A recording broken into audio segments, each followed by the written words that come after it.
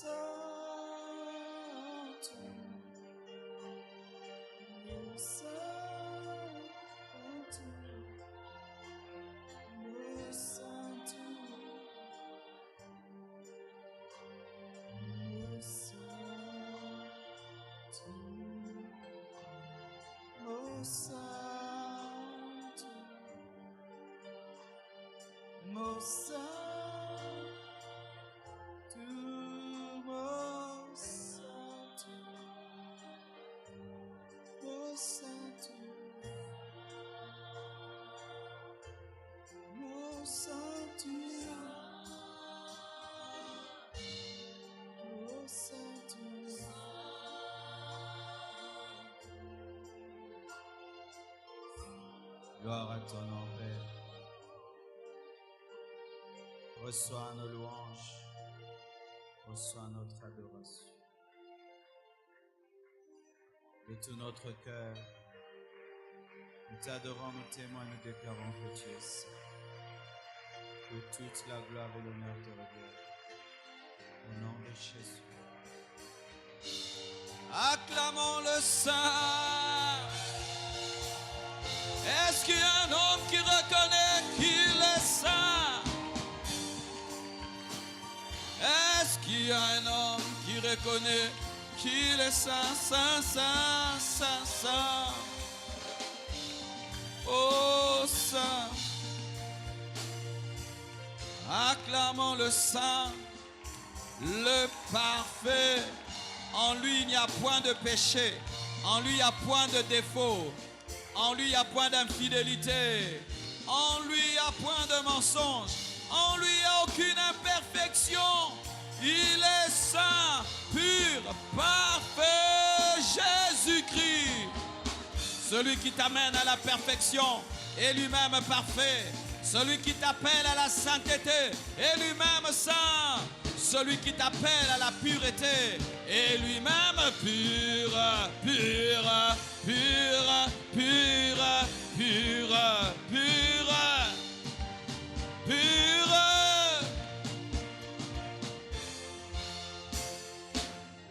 Oh, gloire à Dieu.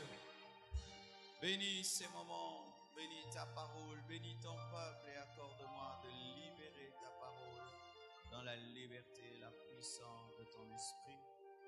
Au nom de Jésus, équipe-nous pour gagner les autres. J'ai ainsi prié. Amen. Nous acclamons le Seigneur. Gloire à Dieu. Vous êtes prêts pour recevoir la parole de ce soir? Amen. Nous sommes debout, nous continuons avec les enseignements sur le faux raisonnement. Dis à ton voisin de gauche les faux raisonnements. Celui de droite, celui de derrière, celui de devant, celui qui ressemble à quelqu'un qui a des faux raisonnements.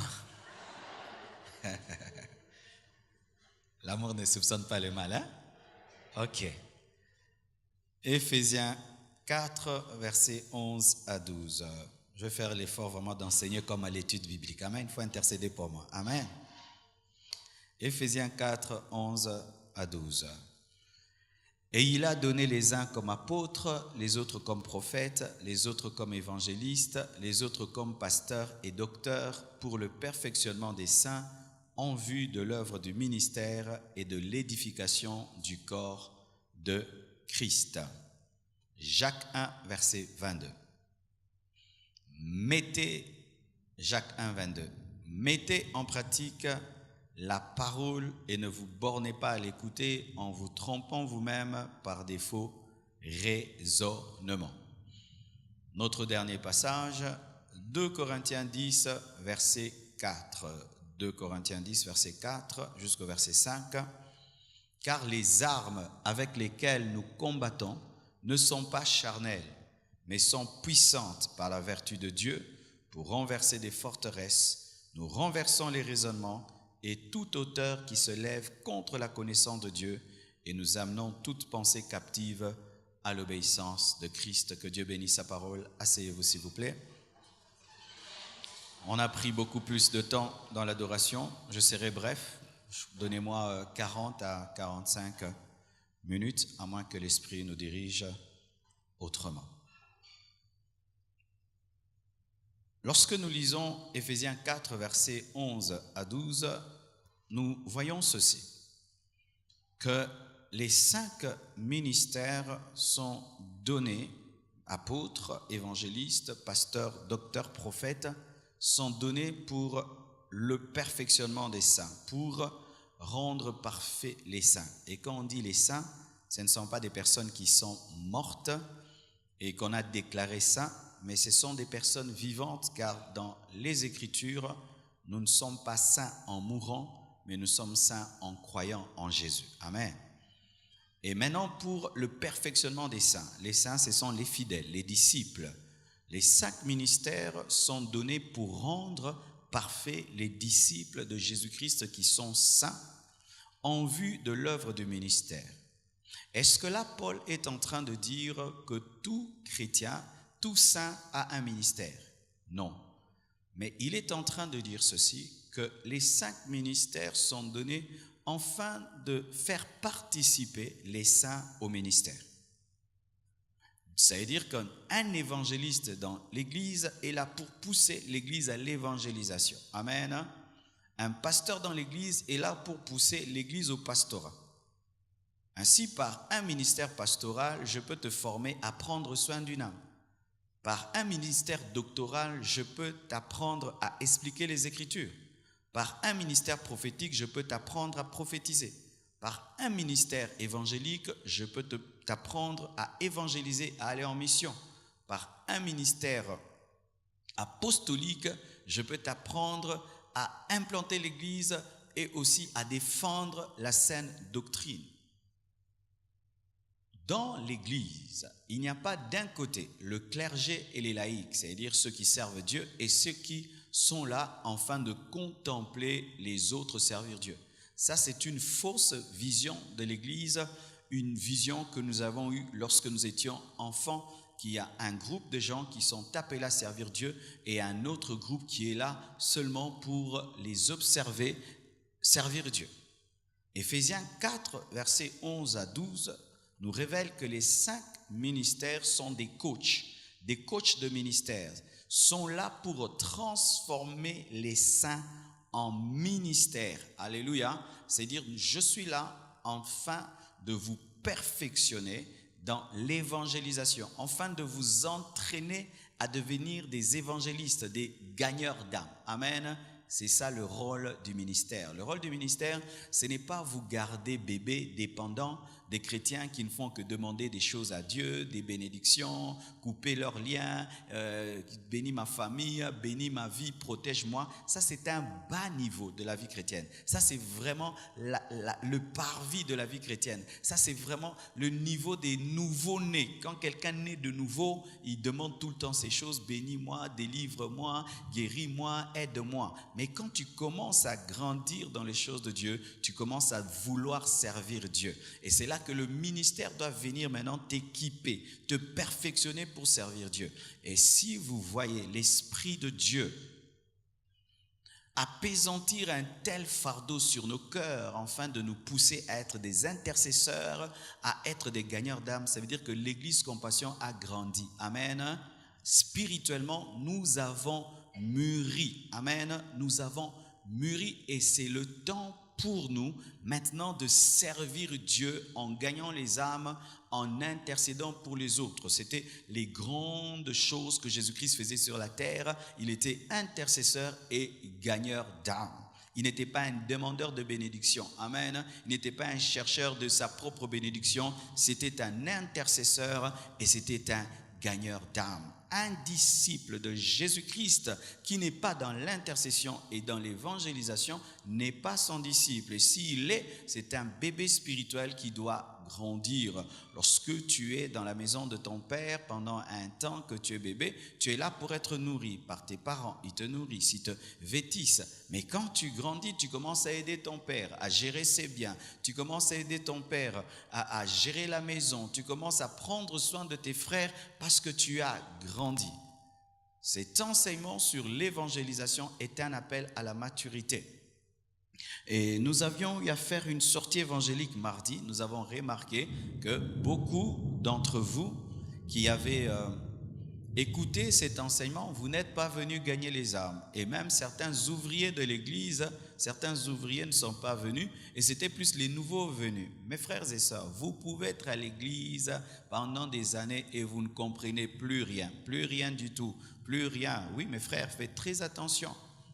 Aujourd'hui, ça fera maintenant 27 ans que je suis chrétien et je peux vous dire, j'ai vu des hommes et des femmes après des années ne plus savoir pourquoi ils viennent à l'église. Lorsqu'il y a un vent spirituel dans l'église, dans un domaine, tu dois faire l'effort d'entrer. Amen, d'entrer. Tu dois faire l'effort. Tu ne dois pas être là, tu attends qu'on finisse ces enseignements sur l'évangélisation et après on reviendra sur ta bénédiction et tout. Tu vas rater toute une bénédiction. Et quand tu iras au ciel, Dieu te montrera que tu avais raté une bénédiction. Si des nouveaux venus peuvent se donner cette peine d'aller sur des rues, entrer dans des maisons et parler de Jésus-Christ à des gens qui ne connaissent pas, comment vous qui avez fait des années dans le Seigneur, vous êtes incapables? Vous devez vous remettre en question. Si vous êtes toujours spirituel, vous devez vous remettre en question. Si vous êtes toujours spirituel, car aller à l'église peut devenir une habitude, mais tu ne grandis plus dans les choses de Dieu. La prochaine sortie évangélique, c'est une occasion pour que tu puisses te rattraper. Amen. Que tu puisses te rattraper. Et pas seulement quand nous sortons, mais tous les jours de ta vie, tu dois être un gagneur d'âme. Les 5 ministères sont donnés pour le perfectionnement de saints en vue de l'œuvre du ministère et de l'édification du corps de Christ. Jacques 1, verset 22. La Bible dit ceci: mettez en pratique la parole et ne vous bornez pas à l'écouter en vous trompant vous-même par des faux raisonnements. Lorsque la parole de Dieu est prêchée, il y a toujours quelque chose qui combat cette parole, c'est le raisonnement. Lorsque tu vas en évangélisation, quand tu vas gagner les âmes, sache que cet homme, cette femme qui t'écoute, même s'il ne parle pas, même si elle ne parle pas, elle réfléchit. Et il y a son raisonnement qui fonctionne pour l'empêcher de pratiquer la parole. Le mardi, quand nous sommes sortis pour évangéliser, nous avons eu à rencontrer 1600 personnes. Sur les 1600 personnes, 500 se sont convertis, 200 sont revenus à Jésus-Christ et les autres ont refusé. Nous avons parlé de 500 qui se sont convertis. Nous avons parlé des 200 qui sont revenus. Mais sachez qu'il y avait 1600 personnes qui ont été atteintes par la parole, mais d'autres ont refusé. Pourquoi? Pendant qu'on prêchait la parole, il y avait des faux raisonnements. Pendant que même je te prêche, il y a des faux raisonnements. Quand je te dis que tu dois évangéliser, tu dois sortir, tu dois aller, il y a quelque chose qui est en train aussi de réfléchir pour t'empêcher de pratiquer cette parole. Toi, tu as honte, toi, tu as peur. Et si tu allais et on t'est chassé, c'est un raisonnement qui t'empêche de pratiquer la parole. 2 Corinthiens 10, versets 4 à 5, la Bible dit ceci. Car les armes avec lesquelles nous combattons ne sont pas charnelles, mais elles sont puissantes par la vertu de Dieu pour renverser des forteresses. Nous renversons des raisonnements et toute hauteur qui s'élève contre la connaissance de Dieu, et nous amenons toute pensée captive à l'obéissance de Christ. Paul s'était formé à renverser les raisonnements et toute hauteur qui s'élève contre la connaissance de Dieu. Lorsqu'on parle de la hauteur, il ne s'agit pas d'abord des démons et des puissants des ténèbres. Il s'agit d'une philosophie, d'une mentalité, d'un raisonnement qui s'oppose à l'évangile, qui s'oppose au salut. Et Paul, lorsqu'il exerçait le ministère, il travaillait à ce qu'il puisse détruire, démolir les raisonnements qui empêchent de recevoir la grâce de Jésus. Alléluia.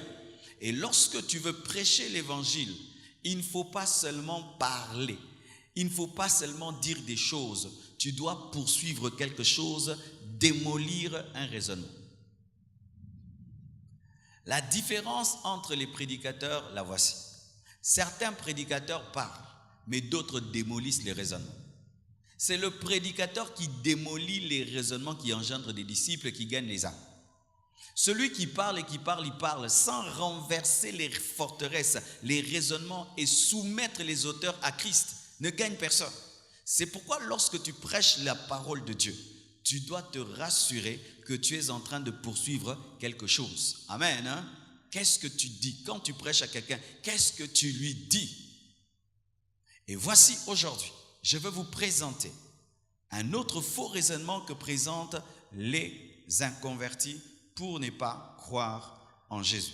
J'avais parlé de ce raisonnement que certains présentent, ils disent « Il est trop tard, j'ai fait trop de péchés, vraiment un homme comme moi, Dieu ne peut pas le sauver. » Il y a d'autres qui disent « Mon temps n'est pas encore arrivé. » Il y a d'autres qui disent « Dieu est trop bon pour punir sa créature et l'envoyer en enfer. » Il y a d'autres qui disent qu'il y a trop d'hypocrisie dans les églises qui sont même meilleures que nous qui prions. Nous avons donné des arguments par rapport à cela. Je vous prie d'écouter tous les anciens messages et de prendre tous les versets. Ça sera des arguments et un équipement pour l'évangélisation.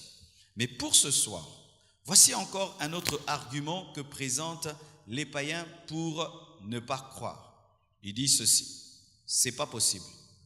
J'ai tout fait. J'ai essayé, mais j'ai échoué.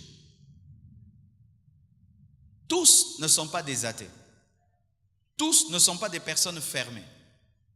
Mais il y a une catégorie de païens qui a aussi essayé. Je ne sais pas si ça t'est arrivé, mais moi quand j'étais païen, j'essayais aussi de changer. Ça m'arrivait de prendre une décision, plus les copines, plus la musique, vraiment je me calme. Et je me calmais pendant une semaine. Après, le naturel revenait au galop.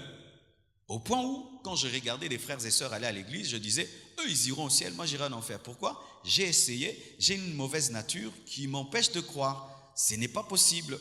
Les gens comme moi ne peuvent pas croire parce que je prends des décisions et j'échoue. Et il peut même te dire que pendant une semaine, 2 semaines, 3 semaines, il était bien. Mais après, il est tombé. Qu'est-ce que tu vas dire à une telle personne? Ce n'est pas qu'elle ne veut pas, elle n'aime pas Jésus. Elle te dit d'ailleurs qu'elle aime beaucoup Jésus, qu'elle a même jeûné il y a 2 semaines. Mais elle n'arrive pas. Qu'est-ce que tu peux faire face à une telle personne? Qui peut même te dire qu'il fut un temps même, elle l'évangélisait aussi, comme toi. Mais qu'elle vient de rétrograder, qu'elle vient d'abandonner Dieu. Et qu'elle ne croit pas que Dieu peut encore la recevoir. Comment faire? Lorsque tu rencontres quelqu'un qui ne croit pas qu'il peut rester debout jusqu'à la fin de sa vie. Frère, moi si je crois, je vais abandonner. Moi c'est ce que j'avais dit au pasteur qui m'annonçait l'évangile. Je lui disais, vraiment, pasteur, tu prêches très bien, mais moi si je crois, vraiment, après 2 jours, 3 jours, je vais rentrer dans le monde. Je vais rentrer dans le monde. J'aime, ce que tu dis est vrai, mais moi je sais que je vais rentrer dans le monde. Alors, j'aime pas blaguer dans les choses de Dieu. Moi j'aime être sérieux et je ne peux pas venir blaguer dans vos églises, alors laissez-moi tranquille. Ça paraissait être un bon argument. Je pensais être vraiment logique et raisonnable, mais est-ce que c'était fondé? Aujourd'hui, j'ai cru et je ne suis pas tombé. Donc c'était un bon argument, mais ce n'était pas un argument spirituel. Voici ce que tu peux dire à ces personnes qui disent « c'est pas possible, j'ai essayé une fois, mais j'ai échoué ». Romains 4, versets 20 à 22. Écrivez cela, mes frères, c'est un équipement. Quand tu trouves quelqu'un qui te dit, c'est pas possible, j'ai essayé une fois, mais j'ai échoué. Voici la parole que tu vas lui donner, Romains 4, versets 20 à 22. La Bible dit ceci. Il ne douta point par incrédulité, il s'agit d'Abraham, au sujet de la promesse de Dieu. Mais il fut fortifié par la foi, donnant gloire à Dieu et ayant la pleine conviction que ce qu'il promet, il peut aussi l'accomplir. C'est pourquoi cela lui fut imputé à justice. Acclamons la parole du Seigneur. Alléluia. Lorsque Dieu a promis à Abraham de lui donner un fils, Abraham, malgré qu'il était vieux, malgré que sa femme était usée, n'a pas regardé à la réalité. Il n'a pas regardé au corps qui était usé, mais il a regardé à la puissance de Dieu d'accomplir sa promesse. Et il a été fortifié dans la foi et cette fois donné gloire à Dieu. La Bible dit, il était pleinement convaincu que ce que Dieu promet, il accomplit.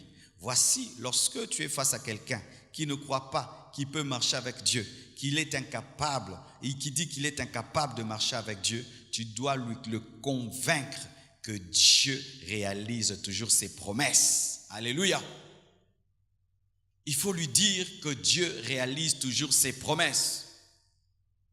S'il a pu promettre à un homme usé qui lui donnerait un enfant, et il a fini par le faire, il est aussi capable de fortifier un homme quand il a promis qu'il le soutiendra. Alléluia. Lorsque tu crois en Jésus, Jésus te promet lui-même qu'il ne t'abandonnera pas, qu'il ne te délaissera pas. Il faudrait que la foi de cette personne soit fondée sur la fidélité de Dieu. Voici. Si tu n'amènes pas les personnes à qui tu prêches la parole à croire en Jésus-Christ et en sa fidélité, tu risques de faire de ces personnes des religieux qui croient en leur force, en leur capacité. Et ce ne seront pas des disciples de Jésus-Christ, ce seront des religieux qui finiront un jour par craquer. Les religieux finissent toujours par craquer. N'allez pas faire des religieux. Allez faire des gens qui ont la foi. La foi que Dieu est capable de les garder. Alléluia. Quand tu prêches l'évangile, n'amène pas la personne à se concentrer sur elle-même, sur ses propres capacités, mais à fixer ses regards sur la fidélité de Dieu. Où tu lui dis, n'aie pas peur. Si tu crois en Jésus, Jésus va t'aider. Il va te soutenir. Tu ne rentreras pas dans le monde, car Jésus sera toujours avec toi. Si elle te dit, je n'ai pas la force, tu dis, je ne suis pas en train de parler de toi.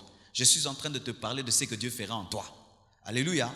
Car la sémence que tu sèmes détermine l'arbre que tu vas récolter. Voici. Des fois, nous avons une évangélisation qui est religieuse, mais qui n'est pas biblique. Où la personne te dit, je ne peux pas, et tu dis, fais d'efforts. Non, dis-lui croire. Dis-lui de croire. Car si tu lui dis, fais un effort, comment tu peux dire à un lion de se transformer lui-même ou à un léopard d'enlever ses taches? Il n'a pas la capacité. Dis-lui de croire en celui qui peut le changer. Lorsque j'ai dit à ce pasteur que je ne peux pas croire, parce que si je crois, je vais abandonner, lui, voici ce qu'il m'a dit. Il m'a dit, si tu fais un pas, Dieu fera les 9 pas pour toi. Il m'a dit, crois, et Dieu va te transformer. Et lorsque Jésus-Christ m'est apparu, Jésus m'a dit, Marcelo, convertis-toi. Et j'ai répondu à Jésus, on se convertit comment? Il a dit, souviens-toi des paroles de mon serviteur Jean. Il m'a dit, souviens-toi des paroles de foi qu'on t'a dit. Il ne m'a pas dit, Marcelo, change. Il m'a dit, crois pour changer. Vous comprenez ce que je dis? Prêchez aux gens de croire. Ne dites pas aux gens de changer. Ils ne peuvent pas changer. L'homme ne peut pas changer. Tu trouves quelqu'un dans le péché, tu dis change. Mais tu vois, où j'ai trouvé la force de changer? Dis-lui crois. Et quand il croit, il a la nature divine et cette nature lui donne la capacité de changer. Lorsque tu prêches à quelqu'un l'évangile et il t'amène vers sa faiblesse, je suis faible, moi je n'arrive pas même à faire 2 jours sans fumer, je fume ça fait 20 ans, 30 ans. Et lorsqu'il te parle de son palmarès de péché, ça peut diminuer ta foi. Et une telle personne ne peut pas changer, est-ce que lui vraiment peut changer? Bien-aimé, sème seulement la sémence de Dieu et tu serais étonné par le résultat. Voici mes frères. Vous savez, lorsque tu t'es converti il y a très très longtemps, tu commences à oublier comment la puissance de Dieu fonctionne pour changer quelqu'un. Je vous assure, à force de durer dans la vie chrétienne, on commence à douter de la puissance de Dieu pour changer les gens. C'est pourquoi même il y a des gens qui prêchent, mais ils ne croient pas vraiment que tu vas changer. Et est-ce qu'une telle personne peut changer? Bien aimé frère, si Dieu a pu te changer, il peut changer aussi ce païen-là. Qu'est-ce que tu as fait pour changer? Tu as cru. Amène-le aussi à croire. Ne changez pas la méthode qui gagne. Alléluia. Ne changez pas la méthode qui gagne. Je suis chrétien, ça fait 27 ans. Pas parce que je suis fort, parce que j'ai la foi en celui qui est fort. Je ne suis pas debout, pas parce que je suis fort. Je suis debout parce que je suis fondé sur le roc, sur celui qui est fort. Alors ne placez pas les gens que vous gagnez à Christ sur leurs propres efforts. Ils vont pécher, ils vont abandonner demain. Placez-les sur Christ et Christ les soutiendra. Amène cette personne à avoir confiance en Jésus. Dieu qui te promet de te soutenir est fidèle. Il ne t'abandonnera pas. Bien-aimé, moi je crois que tu peux croire et jusqu'à ta mort tu n'abandonnes pas. Je ne suis pas les pasteurs des gens qui vont abandonner demain. Je vous vois, vous devenez des vieillards en Christ. Et je ne compte pas sur vos efforts. Je connais la puissance de la sémence de Dieu en vous et cette sémence vous gardera. Alléluia. Une fois, on m'a montré sur internet un arbre qui a poussé sur un béton. Malgré le béton, l'arbre a poussé.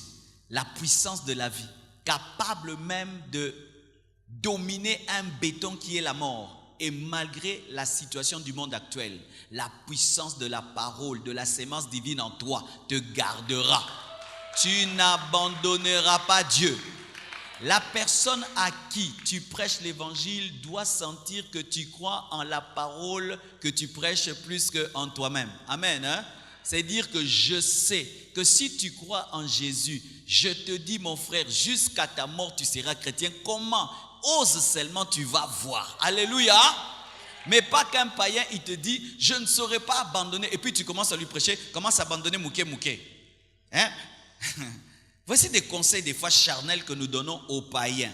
Un païen est comme quelqu'un dans une maison avec un lion et le lion va le dévorer. Est-ce que tu vas lui dire de quitter la maison petit à petit ou tu vas lui dire de sauter? Amen.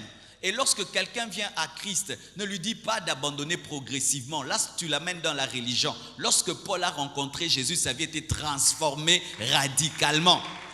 Bien-aimés frères, la conversion est un miracle. Et le miracle nécessite la foi. Prêchez la foi.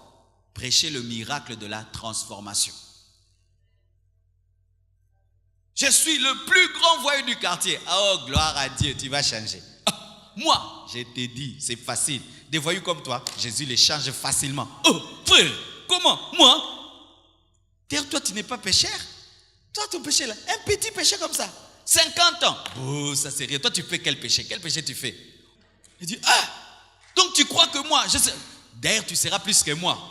Plus que moi. Toi, tu es la gloire du second temple. Ah, alléluia.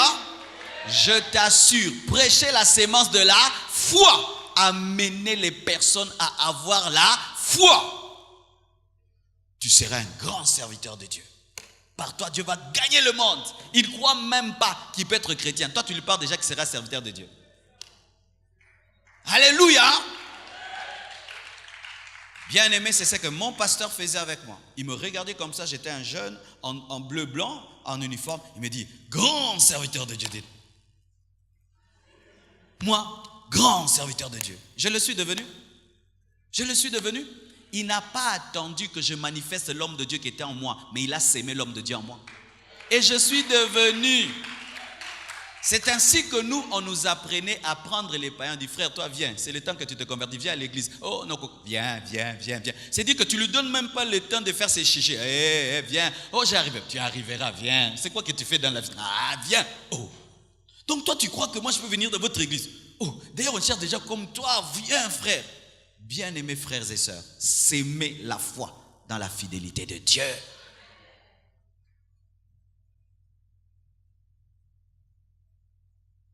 Voici encore un autre verset que tu peux donner à de telles personnes. 2 Timothée 1, versets 11 à 12. 2 Timothée 1, 11 à 12. La Bible dit ceci. C'est pour cet évangile que j'ai été établi prédicateur et apôtre, chargé d'instruire les païens. Et c'est à cause de cela que je souffre ces choses. Mais j'en ai point honte, car je sais en qui j'ai cru, et je suis persuadé qu'il a la puissance de garder mon dépôt jusqu'à ce jour-là. Il a la puissance de garder mon dépôt jusqu'à ce jour-là. Il a la puissance de garder mon dépôt jusqu'à ce jour-là. Il a la puissance de garder mon dépôt jusqu'à ce jour-là. Je déclare que je n'abandonnerai jamais Jésus. Qui va le déclarer avec moi? Qui va le déclarer avec moi? Qui va le déclarer avec moi? Je déclare que jamais je ne commettrai des scandales. Qui va le déclarer avec moi? Qui va le déclarer avec moi? Qui va le déclarer avec moi? Nous n'allons pas à la course pour être dernier. Nous n'allons pas à la course pour échouer. Nous n'allons pas à la course pour être dernier. Nous n'allons pas à la course pour être dernier. Mais nous allons à la course pour être pire premier. Celui qui te donne le dépôt te donne le coffre-fort du dépôt. Celui qui te donne le dépôt te donne le coffre-fort du dépôt. Il te donne un trésor avec ce qui protège le trésor. Le dépôt que Dieu te donne, Dieu lui-même le garde. C'est pas toi qui le garde, lui le garde. Bien-aimés, nous devons reprêcher Jésus dans les églises. Oui, frère, vous n'avez pas reçu un salut fragile. Dites salut fragile. Un salut en vitre où on écrit attention, c'est fragile. Nous avons reçu un salut costaud. Et Dieu n'est pas l'auteur des œuvres inachevées. Il termine toujours ce qu'il commence. Lorsqu'il te donne le salut, lui-même protège le salut. J'avais dit que je n'allais pas vibrer, mais excusez-moi. Donne-moi la main. Si tu pouvais voir ce qui se passe le jour de ta conversion, c'est extraordinaire, mes frères et sœurs. Vous voyez, quand Jésus-Christ est né, il y a eu une étoile, il y a eu des mages, il y a eu des anges. C'est ce qui se passe aussi dans ta vie, mais tu ne vois pas. Mais oui, mes frères, la naissance de Christ est l'image de ce qui se passe lorsque nous naissons aussi en Christ. Quand quelqu'un se convertit, les anges de sa destinée viennent. Pa, pa, pa, pa, pa, pa, pa.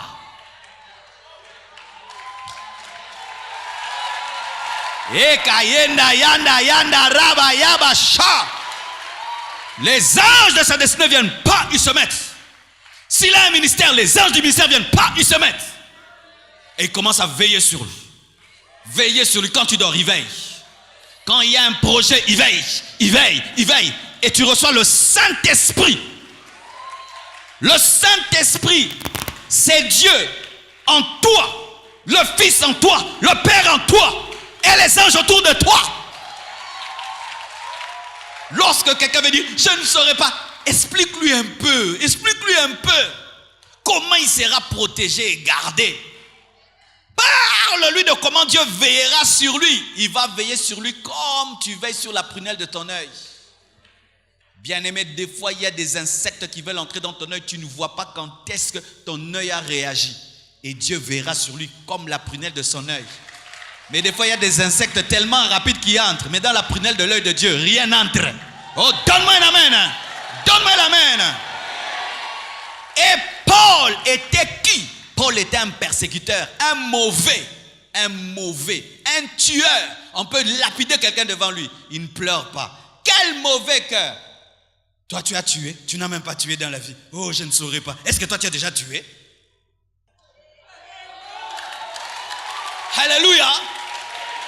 C'est que Dieu commence, il le termine. Quand tu prêches à quelqu'un, il dit, j'ai essayé, j'ai pas pu. Tu as dit, dis-lui, tu avais mal essayé.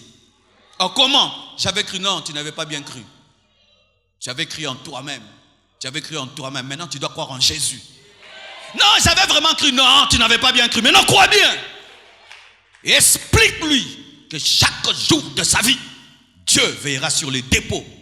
Car lorsque tu crois, il y a un dépôt que tu reçois. D'abord Jésus lui-même, le Saint-Esprit, la parole, la destinée, les promesses, les ministères et toutes ces choses. Dieu va veiller. Si les hommes de ce monde, quand ils mettent dans un bijou dans un coffre-fort, ils mettent des gardes du corps, ils mettent tout un système d'alarme pour qu'on ne vole pas le diamant. Et quelqu'un qui a reçu Jésus-Christ qui crée les diamants, il n'y aura pas un système d'alarme. Quand le diable veut entrer, toi, seulement les Saint-Esprit. Attention, attention, système d'alarme, alarme. Commence à prier. Toutes les caméras, les systèmes d'alarme commencent à sonner. Bien-aimé frère, il t'arrive pas des fois, tu veux faire le mal, quelqu'un t'envoie un SMS, pas. Dieu veille sur toi. J'aimerais dire à tous ceux qui ont peur, peut-être que j'abandonnerai. Bien-aimé, on n'abandonne pas Dieu facilement. On n'abandonne pas Dieu facilement.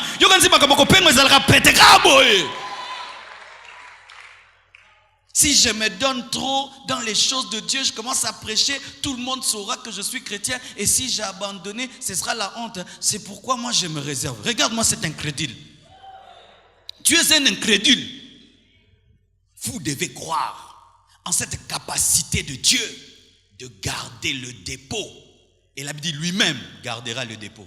Lui-même gardera les dépôts. Il se débrouillera pour garder les dépôts. Et j'aimerais vous dire, mes frères et sœurs, Dieu se débrouille très très bien. Oh, il sait se débrouiller.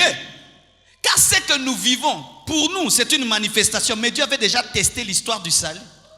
Il a testé dans son laboratoire. Il a compris que ça va se manifester. C'est pourquoi ça va réussir. C'est pourquoi il a manifesté. Si Dieu savait que ça allait échouer, il n'allait pas commencer les choses du salut. Mais il a étudié dans les laboratoires du temps et dans l'éternité. Il a découvert que si un homme croit en Christ et il a la foi, cet homme peut persévérer jusqu'au bout, jusqu'à sa mort, jusqu'à la résurrection. C'est pourquoi il a manifesté son Fils. Car Jésus-Christ est appelé l'agneau de Dieu immolé avant la fondation du monde. Donne-moi la main que je te prêche. Vous savez que Jésus-Christ était déjà immolé même avant que l'homme ne pêche. Pour le diable, il faisait une chose nouvelle. Pour Dieu, c'était une rediffusion. Dieu n'était pas étonné lorsqu'Adam et Ève péchaient. Non, c'est pas qu'il le voulait, il le savait parce qu'il est omniscient et il a la préscience. C'était une surprise pour les anges, mais pas une surprise pour Dieu. Et Jésus-Christ était déjà programmé pour résoudre ce problème. Et pas le résoudre à moitié, à 100%. C'est pourquoi Jésus a dit, tout est accompli. Tout est accompli. J'ai la pleine conviction. La pleine conviction.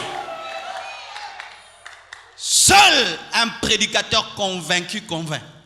Car il faut que ce que tu dis te bouleverse pour le bouleverser. Car si tu n'es pas bouleversé par ce que tu annonces, personne ne sera bouleversé. Il faut que ton message d'abord te bouleverse pour bouleverser les autres. Si tu le trouves même dans le péché le plus sombre, le savant aime la saleté pour faire la démonstration. Lorsqu'on veut vendre les machines là qui lavent, qu'est-ce qu'on fait? Vous avez déjà vu les publicités où on vend des choses, on vend des machines qui lavent. On cherche un habit propre. On cherche un habit très sale pour vous démontrer la puissance du savon. Quand maintenant quelqu'un te dit, je suis un grand pécheur, tu dis, vraiment je veux vivre la puissance du sang de Jésus-Christ. Comment Jésus peut te laver et te rendre plus blanc que la neige? Il sent que tu es persuadé. Donc ton Jésus là va me pardonner. Je te dis, des gens comme toi, ils les cherchent. Le plus grand de l'Ancien Testament, un tueur. Moïse a tué quelqu'un. Le plus grand du Nouveau Testament, un tueur. Paul. 2 tueurs, devenus grands serviteurs de Dieu. Tueur, tueur, tueur, tueur. Oh, je n'arriverai pas parce que je fume, parce que je suis drogué. Bien aimé ça. Quel petit péché comme ça? Un petit péché. Un petit péché. Un petit péché. Mais oui, frère. Pour abandonner une chose, il faut que tu la trouves petite. Et il faudrait que toi, quand tu prêches, tu révèles que ce n'est rien du tout. Rien du tout. Rien du tout. Je vous dis, rien du tout. Rien qu'en écoutant cette parole, sans même qu'on t'impose les mains, tu peux être transformé. Il suffit seulement que tu croies. La parole de Dieu est suffisante. Lorsqu'un homme te dit, je ne peux pas croire car j'avais déjà essayé. Dis-lui, tu avais mal essayé. Maintenant, si tu essayes, je t'assure que tu seras dans le coffre-fort de Dieu. Et Dieu te gardera, te protégera. Tu sais, comme je suis là, je marche avec des anges. Frère, tu marches avec des anges. Et je sens l'onction de Dieu ici. Le Saint-Esprit est là. Oh, comment tu sais là? Oui, il est en moi, frère. Tel jour, on m'a tenté. Ça m'a rien fait. Tel jour, ça m'a fait. Les tentations, là, ça te fait rien. Ça me fait rien du tout. N'est-ce pas que ça ne fait rien du tout? N'est-ce pas que ça ne fait rien du tout? Toi, ça te fait quelque chose? Ce n'est plus moi qui vis, c'est Christ qui vit en moi. Tel il est tel, hein? Nous sommes. Alléluia. Hébreux 7, verset 25. La Bible dit ceci. Voici un autre verset que vous pouvez leur donner. Hébreux 7, verset 25. La Bible dit, c'est aussi pour cela qu'il peut sauver parfaitement ceux qui s'approchent de Dieu par lui, étant toujours vivants pour intercéder à leur faveur. Et Rabashaya. Voici. Lorsque quelqu'un te dit, je ne peux pas, et même si je le deviens, je serai un mauvais chrétien. Il y en a qui disent ça. Moi, vraiment, si je prie, je serai un mauvais chrétien, alors je refuse de prier. Il faut lui dire que Jésus-Christ a la capacité de te donner un salut parfait. Quiconque s'approche de Dieu par Jésus reçoit un salut parfait. Et Jésus-Christ devient son intercesseur principal à droite de Dieu le Père, afin que Dieu puisse continuer à le soutenir. Tu lui dis que Jésus lui-même sera ton intercesseur. Bien-aimé, pendant que tu es assis là, ton nom est cité au ciel. Le grand intercesseur à la droite de Dieu le Père cite ton nom. Si vous ne savez pas, tous les jours vos noms sont cités au ciel. Et celui qui parle à l'oreille du Père, à la droite, tu dois rassurer la personne sur la perfection du salut. Le salut que Jésus te donne est parfait. Même si ton corps est en train de se détruire, il attend sa rédemption. Car le jour de la résurrection, ce corps mortel revêtira l'immortalité. Et nous serons comme des anges. Est-ce que vous le croyez? Nous serons comme des anges. Un jour, nous serons comme des anges. Nous aurons des corps comme des anges. Nous ne mourrons pas. Nous n'allons pas vieillir. Il n'y aura plus le diable pour nous tenter. Vous le savez? Il y aura un temps où il n'y aura pas le diable pour nous tenter. Il est encore là, en train d'agir, parce que Dieu sur la terre est en train de rendre parfaite son église. Lorsque le dernier des païens sincères entrera dans l'église, alors la porte de la grâce sera fermée et l'église sera enlevée. C'est comme l'arche de Noé. Lorsque le dernier couple d'animal est entré dans l'arche, l'arche a été fermée. C'est pourquoi en attendant, le diable agit et tout le reste, parce que Dieu est en train de chercher à rendre parfaite, complète son église. Ce n'est pas qu'il a prédestiné certains à croire et d'autres à ne pas croire. Mais Dieu connaît les personnes sincères qui, si elles entendent, elles croiront. Et lorsque la dernière personne sincère entendra, bien-aimé, l'église sera totale et parfaite. C'est pourquoi chaque fois que nous prêchons l'évangile et que des hommes reçoivent Christ, l'église est en train d'être complète et parfaite.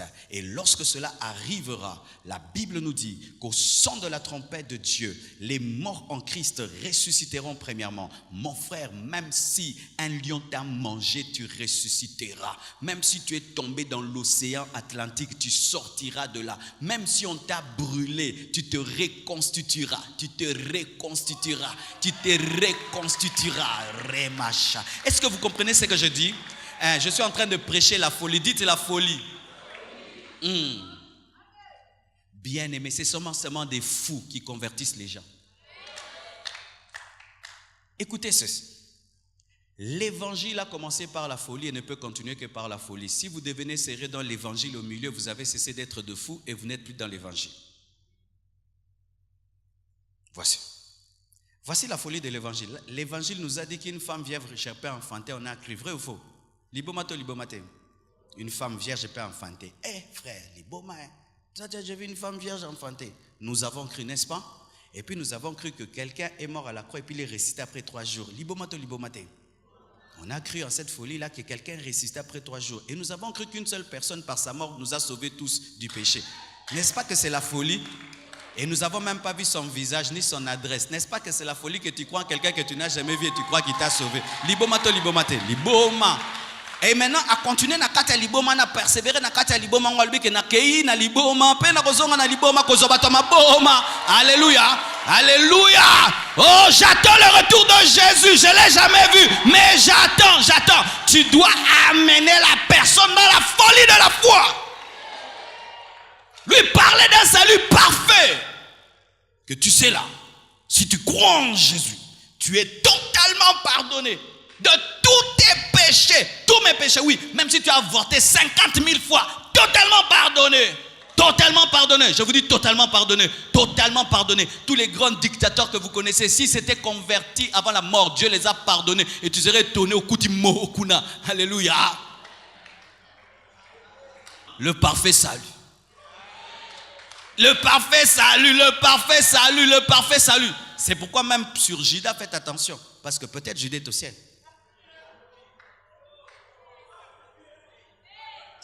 J'ai ça la lapidation. Ne rentre pas à la maison avant que je ne finisse. Voici, je dis peut-être. Pourquoi je dis peut-être? Parce que mourir par pendaison, c'est différent de mourir par une balle. La balle peut te tuer directement, mais la pendaison, pendant que tu es en train de... Peut-être qu'il regrettait, et puis il a demandé pardon, mais comme il n'y avait personne pour le récupérer, il est mort.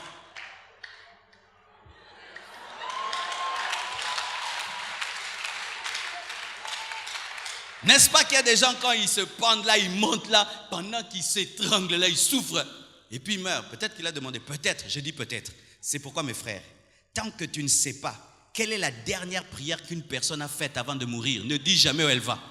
Tu ne sais pas, peut-être qu'il s'est repenti avant.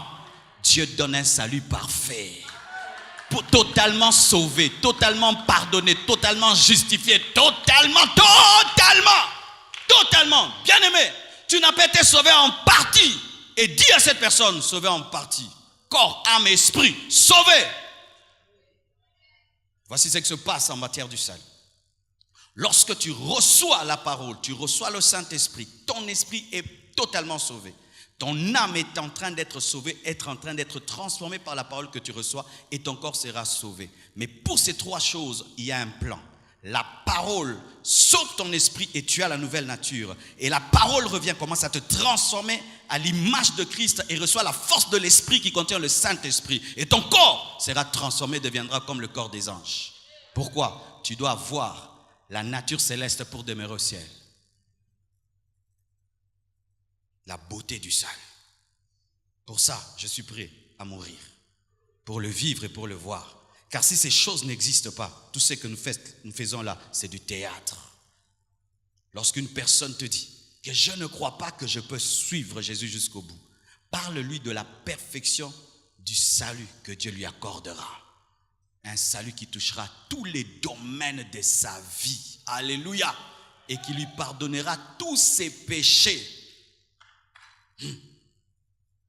Quelqu'un qui a tué 50 000 personnes et celui qui a fait toute sa vie, qui n'a fait que mentir, lorsqu'ils sont pardonnés, il n'y a pas plus de sang de Jésus-Christ sur celui des 50 000 et celui qui a menti. C'est le même sang. Moi, je suis un mauvais. Dieu fera trop d'efforts. Il ne fera pas d'efforts. Il a dit tout est accompli pour tout le monde. Son sang a coulé pour tout le monde. De la même manière, une seule goutte du sang de Jésus-Christ est capable de tout effacer. Amen. Hein? La perfection du salut.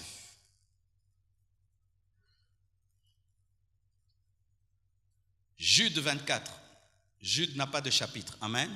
Parce qu'il n'y a qu'un seul. Donc, Jude 24. Or, à celui qui peut vous préserver de toute chute et de vous faire paraître devant sa gloire, irrépréhensible et dans l'allégresse.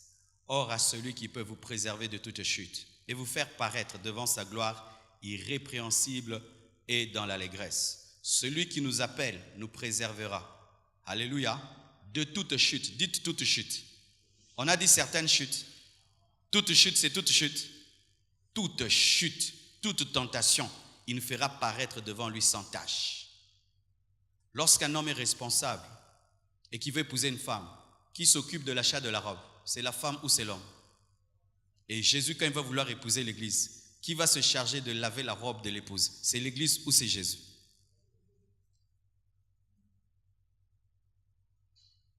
Quand un homme veut épouser une femme, il paye la robe, il a fait laver, il a fait porter. Et Jésus, quand il voudra t'enlever, il va te demander de laver toi-même ta robe. C'est lui qui va travailler à la laver. Afin que tu puisses te présenter devant lui sans tache. Qui a fourni à Esther les aromates? Elle-même ou le roi? Qui lui a fourni la robe pour qu'elle vienne devant lui? Elle-même ou le roi? Qui lui a fourni la beauté pour qu'elle soit belle devant lui? Elle-même ou le roi? Est-ce que vous comprenez la portée de ce que je dis? Le roi veut épouser Esther, mais il aide d'être belle pour le séduire. Il lui fournit les parfums, il lui fournit le lait, il lui fournit la myrrhe pour que quand elle viendra, il puisse lui plaire. Et Jésus, pour t'enlever, il te fournit la sainteté pour que tu lui plaises. Il te fournit l'onction pour que tu brilles. Il te fournit sa propre nature pour que tu sois une épouse qui lui ressemble. C'est comme un professeur de mathématiques qui est ton père, mais qui t'aide maintenant à réussir au cours des mathématiques parce qu'il veut que tu réussisses. Et il veut épouser l'église et c'est lui qui fournit la sainteté. Lorsque quelqu'un refuse de croire parce qu'il dit qu'il sera pécheur, dis-lui Jésus va te fournir la sainteté. Il va te fournir la sainteté, il va te donner cela. C'est comme quelqu'un qui dit, mais tu me donnes un téléphone, comment je vais le recharger? Je vais te donner aussi tout le reste, le kit complet. Tu pourras le recharger. Dieu te donne tout pour que tu puisses lui plaire, pour que personne ne se glorifie. Même pour toi qui es sauvé, mon frère, ça te simplifie la vie chrétienne. Nous n'allons pas rechercher notre propre robe, l'acheter nous-mêmes, la laver nous-mêmes et venir au-devant de lui avec notre propre huile pour qu'il puisse nous accepter. Non, lorsqu'il nous sauve, il nous choisit, lui-même nous fournit et la robe, et l'huile, et la beauté, tout pour qu'on puisse lui plaire, afin de la présenter devant lui-même. C'est-à-dire lui-même choisit, il te lave, il te purifie et puis il te présente à lui-même. Alléluia. Et voici, avant l'enlèvement de l'église, il y aura un travail de l'esprit extraordinaire qui aidera tous les chrétiens qui sont réellement chrétiens à être prêts. Oui, oui. Si demain c'est l'enlèvement, il n'y aura pas de prophétie que demain c'est l'enlèvement. Mais tous les sensibles au Saint-Esprit entendront la voix du vrai Égaï pour leur dire, lave-toi bien. Ah! Est-ce que je peux parler? N'est-ce pas que quand il y a des journées qui sont des journées de la destinée, n'est-ce pas? Ça t'est déjà arrivé? Tu vas sortir comme d'habitude, tu sors les 7 et tu dis, hey, rentre, prie. Pourquoi? Prie. Moi c'est comme ça d'ailleurs que mon ministère était connu par mon pasteur, c'était comme ça. Un jour on faisait une réunion et on causait avec lui. Alors il disait, mais vous les jeunes, je vous enseigne, je ne sais même pas si vous comprenez ce que je dis. Il était en colère, déçu, découragé. Et puis Dieu m'a dit, parle-lui. J'ai dit, papa, est-ce que je peux parler? J'ai dit, papa, tu vois comme on est là. Nous dans d'autres églises on nous invite, on nous appelle pasteur. Hein? Oh comment? Mais oui, c'est que tu prêches. Nous on le prêche là-bas. Marcelo, vous prêchez ça que je dis? Oui, on le prêche, on nous appelle même pasteur, mais on refuse. C'est vrai. Mais oui, pasteur, papa, on a déjà compris. Mais là, tu as 20 ans, il voit des petits tout minces. Mais il avait entendu. On avait parlé de ça, je crois, un jeudi, un vendredi. Et dimanche, moi, j'allais à l'église, je m'asseyais. Des fois, peut-être, on peut me dire de chanter. Mais ce jour-là, je veux sortir. Laisse-moi dire, rentre, prie.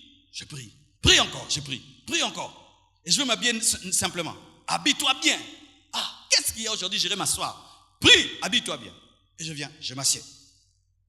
Et le pasteur, il commence à prier. Il dit, aujourd'hui, avant que je prêche, le jeune Marcelo, le jeune Jean, il nous appelle jeune Jean. Marcelo va exhorter avant moi. Ah, Ndeko.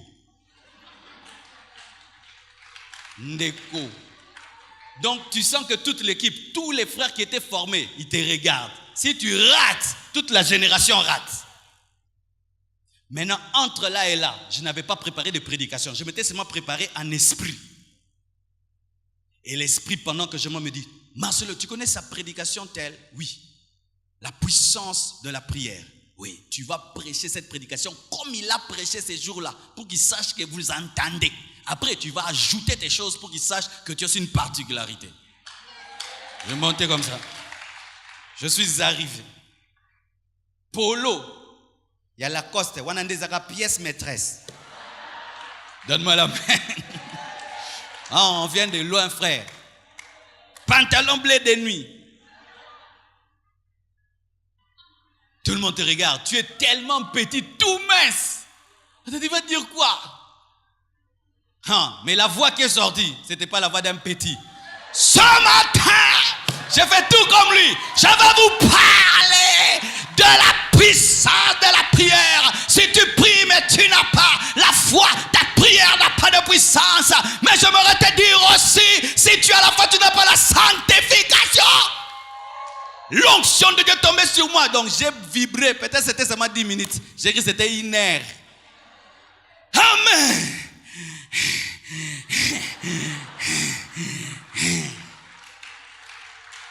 Les gens me regardaient. Le pasteur a dit, ces jeunes gens, ils ont l'onction. On va leur imposer les mains. Ils ont le ministère. Le Saint-Esprit m'a révélé sans me dire pourquoi. Mais pour une prédication, pour une destinée dans le ministère, il peut le faire. Et pour l'enlèvement, il le fera aussi.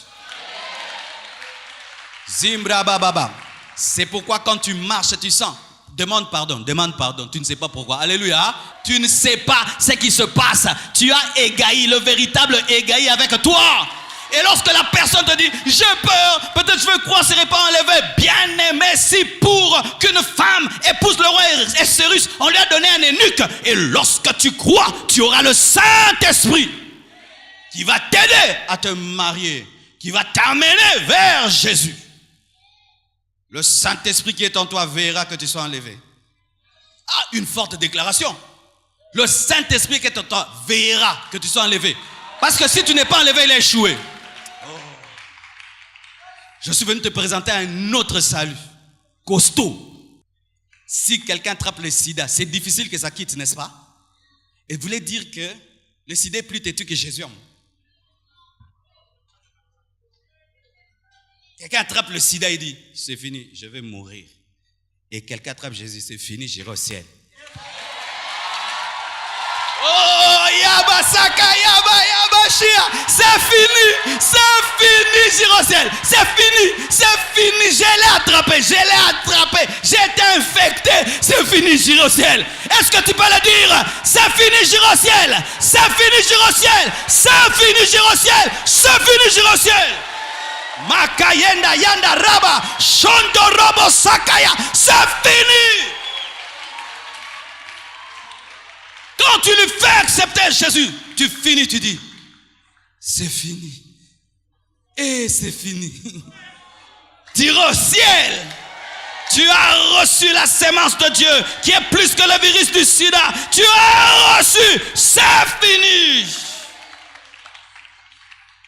Bien-aimés frères et sœurs, lorsqu'un homme doute en la capacité de Dieu de l'amener jusqu'au bout, tu dois être un homme de foi pour lui contaminer ce qui va devenir.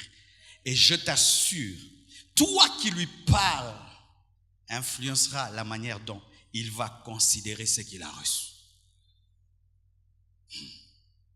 Je viens à une veste, je te donne. Tiens la veste. Ok. Et quelqu'un d'autre, tu vois cette veste? C'est le pasteur Marcelo qui l'avait portée. Pour là, t'as différemment, n'est-ce pas? Pareil aussi. Frère, reçois Jésus, hein? Il faut prier, hein? Il faut aller à l'église. Hein? Frère, il y a une invitation pour toi pour aller au ciel. Et moi, je suis l'ambassadeur du ciel. Oh, je suis très sérieux. L'Esprit de Dieu m'a dit dans ma chambre de venir t'annoncer l'évangile. Car aujourd'hui, ta destinée va changer. C'est bien de prêcher l'évangile, frère. Oh, l'évangile, il faut prêcher ça. Il faut prêcher ça comme si tu voyais Jésus. Comme si tu étais là lorsqu'on écrivait la Bible. Et je t'assure, aujourd'hui, Dieu va te pardonner tous tes péchés. Tu recevras une paix que tu n'as jamais reçue. Tu le crois? Frère, ma vie a été bouleversée quand j'ai rencontré Jésus. Donne-moi ton Jésus. C'est ce que Jésus-Christ a fait avec la femme samaritaine. Elle dit, elle a jeté sa cruche. Donne-moi de cette eau, pardon, donne-moi de cette eau que je boive pour ne plus revenir ici. Comment Jésus lui a parlé? Vous adorez ce que vous ne connaissez pas, mais nous adorons ce que nous connaissons. Si tu connaissais qui te demandait l'eau, c'est toi qui lui demanderais de l'eau. Jésus, mon Jésus. Amène-moi ton mari n'est pas là. Tu as bien dit car tu as eu. Mais ce mari n'est pas à toi. Tu es prophète. Je suis plus que prophète. Je suis la résurrection et la vie. Je suis le grand frère de Jacob. Jacob, toi tu es né avant lui. C'est moi qui lui ai donné même le nom d'Israël. Donne-moi de cette eau afin que je ne revienne plus ici. Comment il a pu amener cette femme à ça? Persuadé de ce qu'il pouvait lui donner. Tu entres dans une maison, l'atmosphère de Dieu entre dedans. On croirait que tu es pasteur. Philippe était diacre, mais il pouvait expliquer les Écritures. Il pouvait prêcher puis disparaître. Terminons. 1 Pierre 5, verset 10. La Bible dit ceci. Le Dieu de toute grâce, qui vous a, 1 Pierre 5, verset 10. Le Dieu de toute grâce, qui vous a appelé en Jésus-Christ à sa gloire éternelle, après que vous aurez souffert un peu de temps, vous perfectionnera lui-même, vous affermira, vous fortifiera, vous rendra inébranlable. J'aimerais répéter ça. Le Dieu de toute grâce, qui vous a appelé en Jésus-Christ à sa gloire éternelle, après que vous aurez souffert un peu de temps, vous perfectionnera lui-même, vous affermira lui-même, vous fortifiera lui-même, vous rendra inébranlable lui-même. C'est ça le salut que Dieu donne. Pas un salut fragile, un salut fort, inébranlable. Quand un homme vient à Christ, Dieu ne le laisse pas dans la fragilité. Il affermit et il le rend inébranlable. Et qui le fait? Lui-même. Tu dois le laisser travailler. Vous voyez ces vases qui sont là? Ils sont solides. Si tu cognes, c'est solide. Mais qu'est-ce que ce vase a fait? C'était de l'argile qui s'est laissée dans les mains du potier. On l'a brûlé et c'est le potier qui l'a rendu tel qu'il est. Que ce soit sa forme, que ce soit sa consistance, que ce soit les dessins, tout c'est l'œuvre du potier. Et il se tient debout. Et c'est ce que Dieu fait dans nos vies. Quand il te prend bout, pécheur, il te donne la forme. Il te brûle par des épreuves. Il te transforme, il te change pour sa gloire. Alors quand tu vas évangéliser, sache que tu ne vas pas seul. Et tu ne vas pas offrir une petite chose. Tu vas offrir un salut parfait en Jésus. Que Dieu vous bénisse abondamment. Prions le Seigneur, rendons grâce à Dieu pour ce salut de grand prix que nous avons en Jésus-Christ. Prions au nom de Jésus.